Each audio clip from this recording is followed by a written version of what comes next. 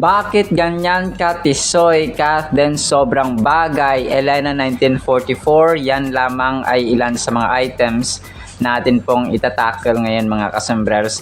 Unahin ko ito, may pinost dito na pictures ni Alden. Recent ito mga kasembreros kasi wala ako sa file nito eh. Si Ren Padora, no mga kasembreros. Ren Padora. 14 hours ago ito mga kasembreros. Picture muna tayo sa dressing room kasama ang Asia's multimedia star na si Alden Richards. Isang quick moment bago ang mga susunod na eksena. Simple man pero espesyal kapag kasama ang isa sa pinakamalalaking bituin ng industriya.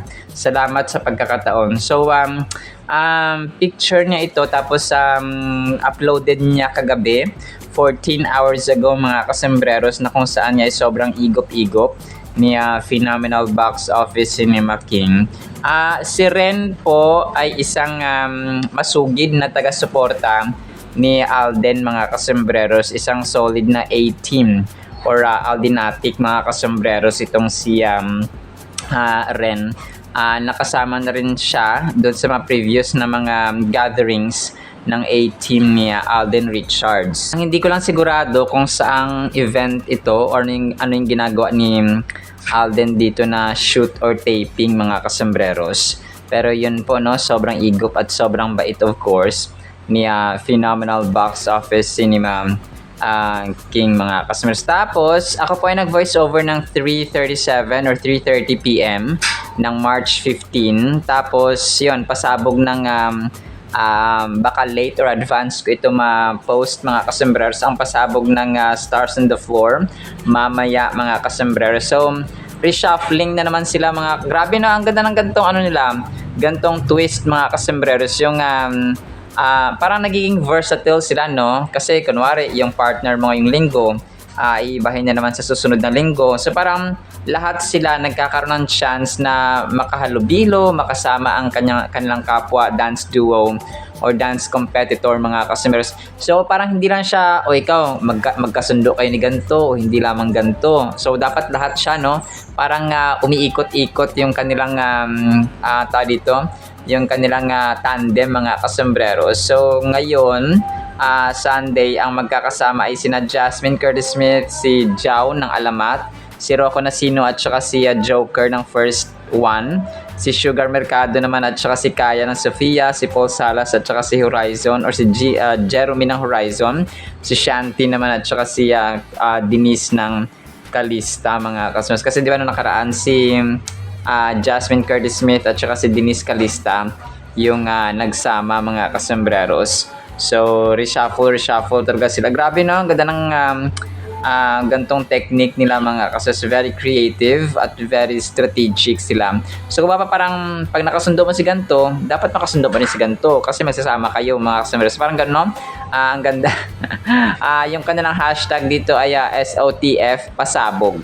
So yun po yung kanilang hashtag mga kasembreros. Baka advance ko po ito upload earlier than 7:15 PM.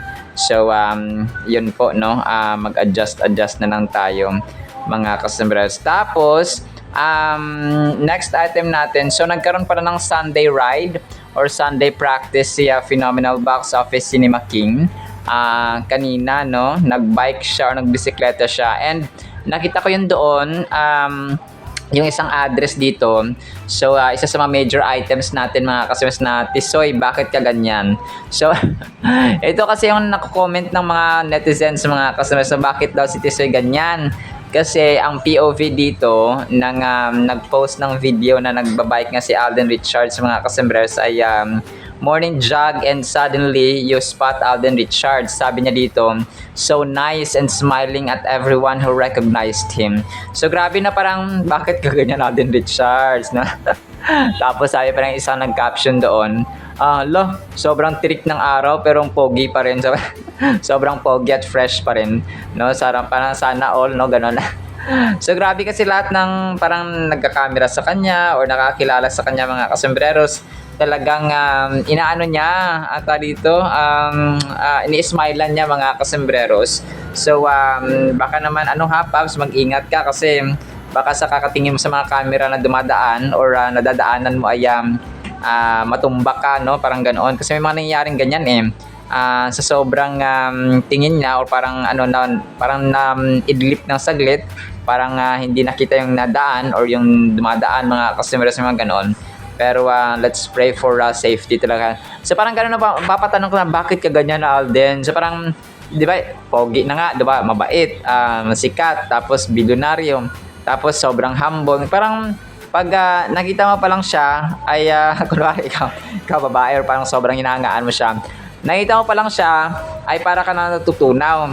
Tapos na nag-smile pa siya sa'yo, ay lalo na, baka para kang tao dito mahuhulog ka sa upuan mo or baka humilata ka na lang bigla or parang gusto mo magtago dun sa magtago sa ilalim ng lupa. So parang ganun mga customers na exaggerating points yung sinasabi ko dito. Pero parang ganun yung gustong sabihin ng mga netizens na Tisoy, bakit ka ganyan? So bakit ka ganyan? Bakit ka ganyan? Kasi nga sobrang bait, no? Imagine mo, smilean niya lahat ng camera na madadaanan niya mga kasembres. So ito po ay nasa Cavite siya nung time na ito mga kasembres. Nakita ko yung address ng nag-post nito sa TikTok mga kasembreros na kung saan ay nagbisikleta siya or nagbibisikleta siya mga kasembreros. May mga ilang pictures din dito of course ni Phenomenal Box Office Cinema King na siya po ay nagbibisikleta mga kasembreros. So talagang sobrang bait, no, at sobrang charming talaga ni Alden Richards. Kung kaya pag gumawa sila ulit ng pelikula ni Catherine, ako mabasag na naman ng mga records ito mga kasembreros. Tapos ito 10 hours ago, next item tayo, Mida Basilio. Pinost niya ito kagabi, panibagong award na naman para kay Catherine Bernardo, Outstanding Female Brand Endorser sa Laurus Nobelis Media Excellence Award. Sa tingin nyo, siya na ba ang pinaka-influential na brand endorser ngayon? So siya naman talaga mga kasembreros na sa babae. Kakalap pa ako ng or maghanap pa ako ng maraming sapat na information dito sa Laurus Nobilis Media mga kasembreros. Parang bago ito. Nabasa ko to sa isang article pero hindi ko lang gaano napansin mga kasembreros yung mga details niya. Tapos isa sa mga major items natin, Kathden bagay or sobrang bagay mga kasembreros. So definitely hindi lang bagay, they should be meant to be mga kasembreros. Post ito ni Elisha Pauline, sobrang bagay, picture ng Kathden during Hello Love Goodbye mga kasembreros, na kung saan ay 23, if I'm not mistaken, 23 years old si Alden or si Kath mga kasembreros nung ginawa niya yung Hello Love Goodbye. Tapos Alden was I think 27, something like that mga kasembreros. Tapos bagay ba kami? Parang tanong niya mga kasembreros kaya sa Kathden. So of course, no, definitely sobrang bagay. Sobrang bagay. Tapos may heart or mga emojis or emoticons mga kasembreros. So pero ito pa ay during of course ng promo ng Hello Love Goodbye na kung saan ay may kakulitan si attorney at nag-hi si Phenomenal Box Office Cinema King mga kasembreros. Tapos ito 15 minutes ago nag-post dito si Xian Ro ng pictures ni Kath mga kasembreros, no? Maggie Magic Sarap Model Ambassador Catherine Bernardo. Okay. So akala ko part dito ng kanyang TCL kanina na pinost din natin mga kasembreros, pero ito pala ay sa Maggie Magic Sarap niya mga kasembreros. Sobrang saya ni attorney, naka-white siya dito sa kanyang larawan or mga larawan mga kasembreros. Ito si Jason Star. Ang cute ng ginawa ni Jason Star dito. Shout out Kathden fans. Tapos picture niya at saka picture ni Kath mga kasembreros. Ang kulit kasi imbes si Alden yung kasama, ay siya na tuloy yung naging kasama dito ni Catherine mga kasembreros, no, sa picture na kung saan ay parang naliligo sila sa labas or sa swimming pool. Pero ito po ay edited lamang na larawan ni Jason Star at saka ni Kath mga kasembreros. Si Jason Star ay isa sa mga solid na fans din po ng Kathden mga kasembreros. So, talagang solid po ito.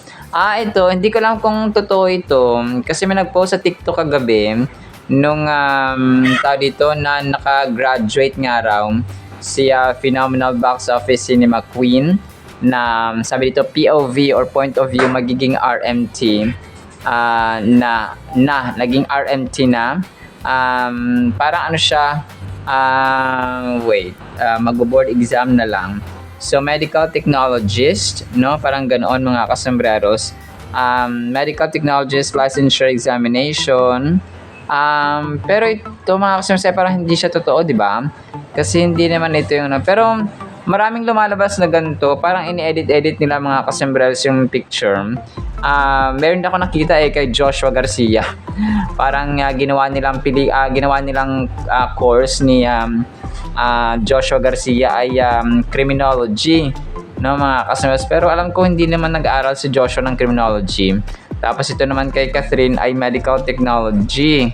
So parang ewan ko radiology, medical technology, parang something like that. Pero alam ko hindi ito totoo, no? Parang application yata ito sa isang cellphone, sa cellphone. Tapos ini-edit lang nila yung information mga customers ng kanilang mga paboritong artista. So yun po. Tapos ito, next item natin. Ang cute nito ni Kuya kasi ano siya, parang kalok-alike daw siya ni Alden Richards mga kasembreros. Tapos dito ay parang kinikilig-kilig siya. Tapos sabi nito, ang kanta dito ay di lang ikaw ang nahihirapan, di lang ikaw ang naguguluhan, something like that mga kasembreros. Na so parang kamukha nga siya ni Alden, no? May hawig siya, no? Kahit paano mga kasembreros. So ito, isa sa mga major items natin, Elena 1944. Kamusta na nga ba, no? Yung update ng Elena 1944 mga kasembreros. So ngayon ay medyo tahimik ang Instagram at social media accounts ni Phenomenal Box Office Cinema Queen mga kasembreros. And today is Sunday. May karapatan sila magpahinga mga kasembreros. Pero ang tanong dito, ako man ang nagtatanong kung ano na yung improvement, no, ng Elena 1944 ni Phenomenal Box Office Cinema Queen mga kasembreros. Kasi alam kong nag-aabang din ang marami. So kung ano yung development. Pero ngayon kasi she's too busy, no, para sa Someone Someday mga kasembreros. Na kung saan ay tinatapos pa nila yung actually nag-post si Ma'am Catherine dito sa kanyang Instagram past 3 PM mga kasembreros. Nag-post siya dito ng mga aso. So isasama ko na lang din ito mga kasembreros, no, dito sa mga items natin. So nag-post siya sa kanyang Instagram about mga aso. Parang ano siya, adopt or foster. So nagpo-promote siya ng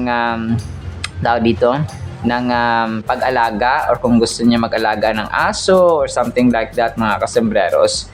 So tapos may nilagay dito ng mga pet profile, papa, male, 3 years old. So parang ano talaga siya, parang nag-a-adapt ka ng tao. So ito yung parang gustong sabihin dito sa pinost ni Ma'am Catherine mga kasembreros. So she's promoting care and concern at pagmamahal sa mga aso mga kasembreros.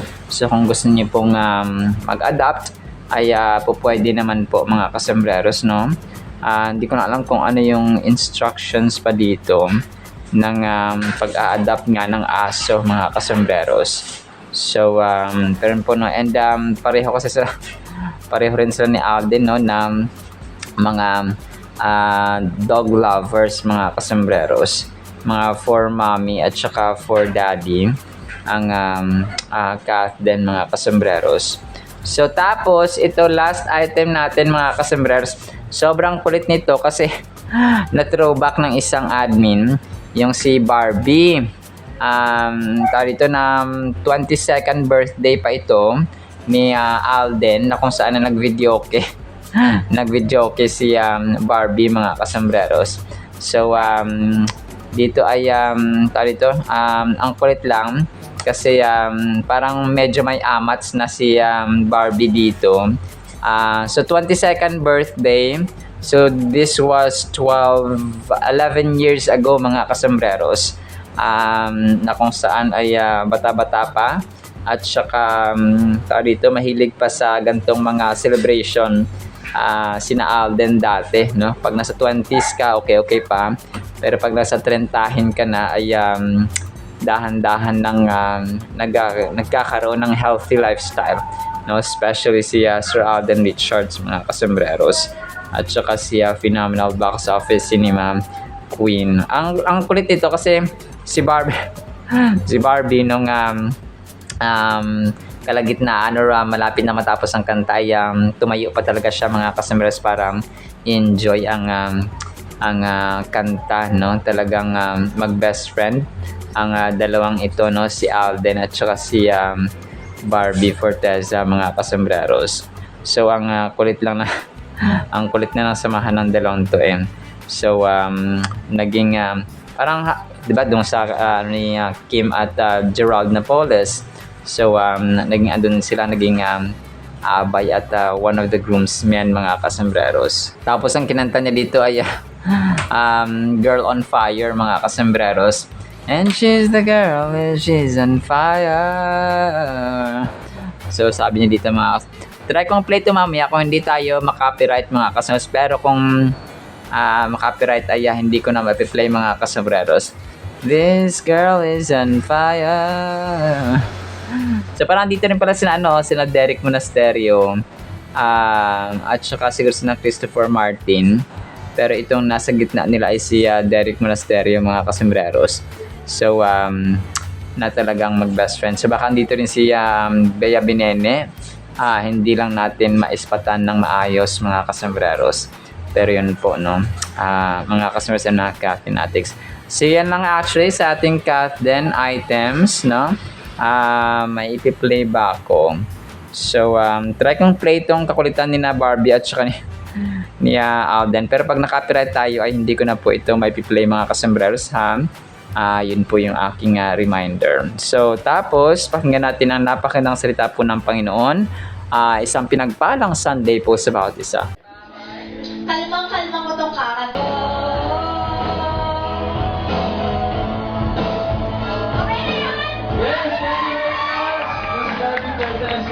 Sobrang ganda ng ating Word of God mga kasambreros. Title natin ay Pinatawad Ka Nga No, kaya ito, Matthew 18:21 hanggang 35. Medyo mahaba ito. Pakinggan na lang po natin mga kasambreros.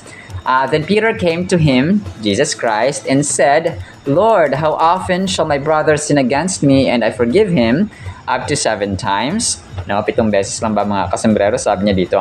Jesus said to him, I do not say to you up to 7 times, but up to 70 times 7. Therefore, the kingdom of heaven is like a certain king who wanted to settle accounts with his servants, and when he had begun to settle accounts, one was brought to him who owed him 10,000 talents. Marami, no? 10,000 talents na yung utang ng isang alipin sa hari, mga kasambreros, or sa king.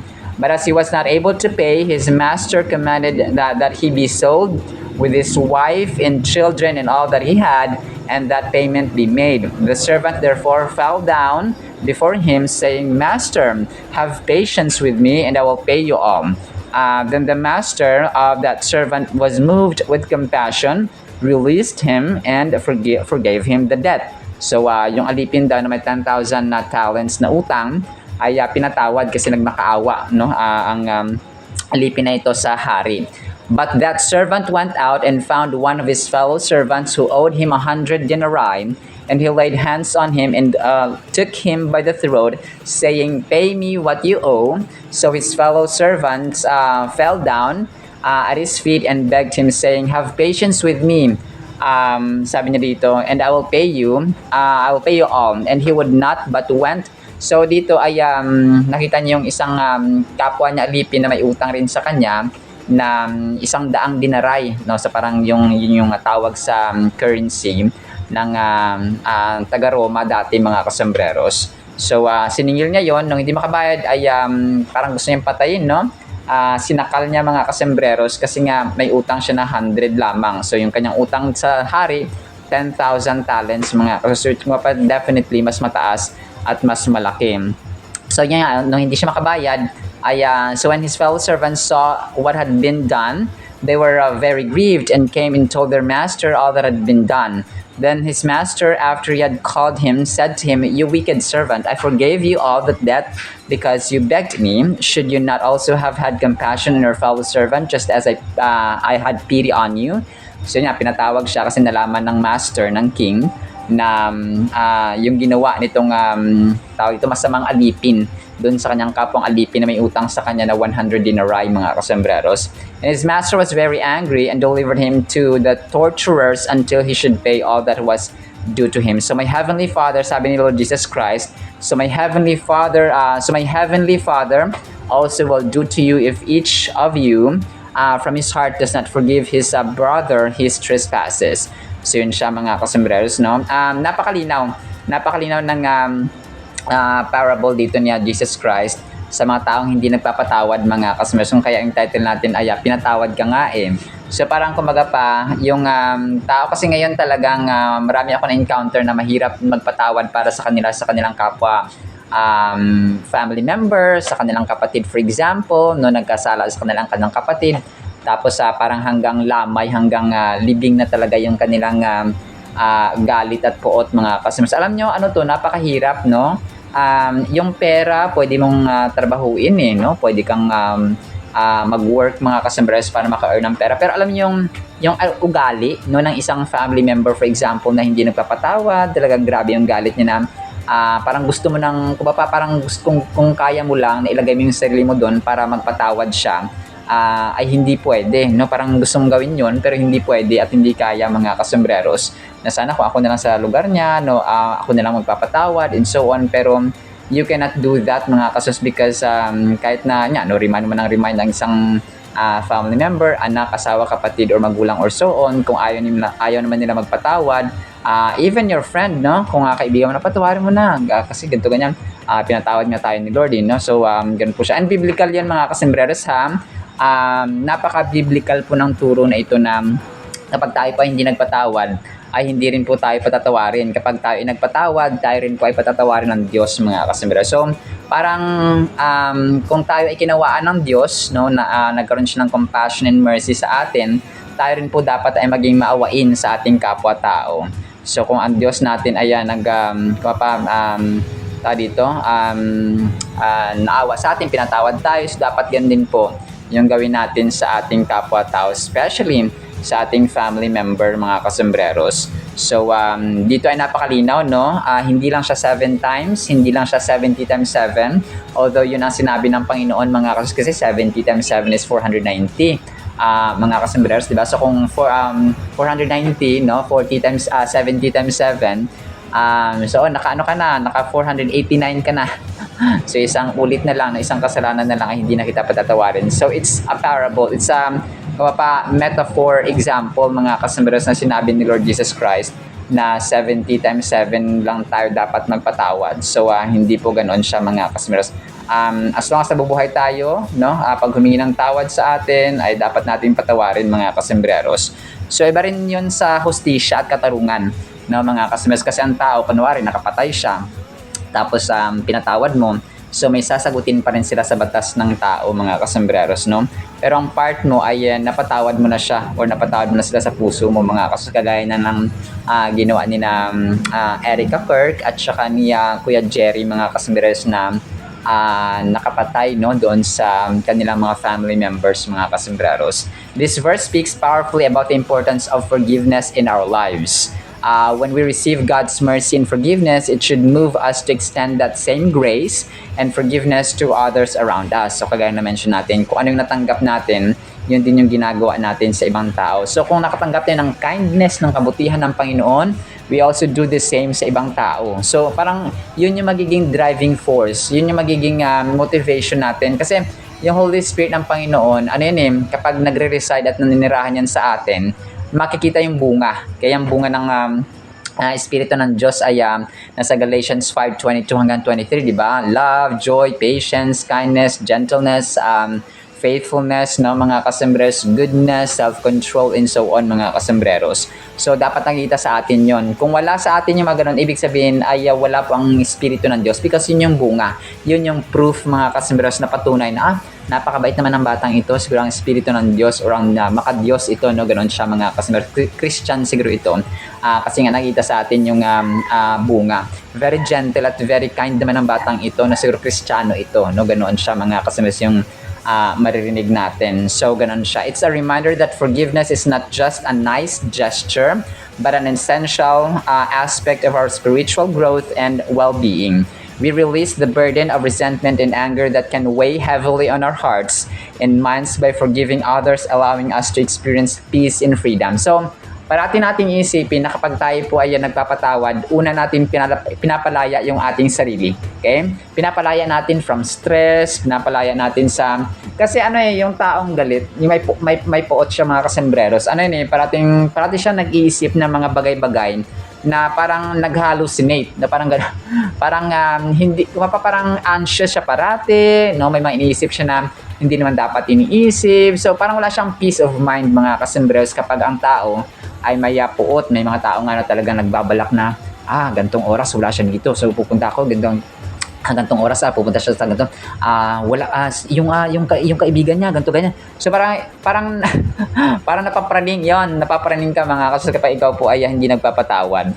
So parang yung binabantayan mo na lang yung yung kilos ng kaaway mo, yung agenda ng kaaway mo. So parang nakafocus ka na lang doon. No, may mga taong ganoon kasi, mga kasembreros, kapag hirap sila magpatawad, kahit na magkapitbahay sila minsan, no, magkapatid pa nga may mga nakikita akong ganoon, mga kasembreros, no, kahit na anong advice mo na magpatawad because pinatawad din tayo ng Diyos, na mahal tayo ng Diyos, and so on. He died for us, no, Jesus Christ died for our sins. So we too also should need to forgive other people.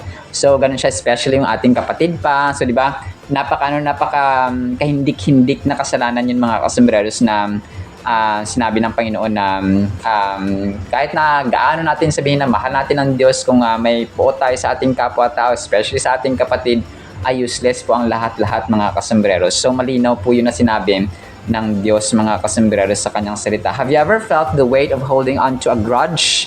Yan po siya, mga kasembreros, no?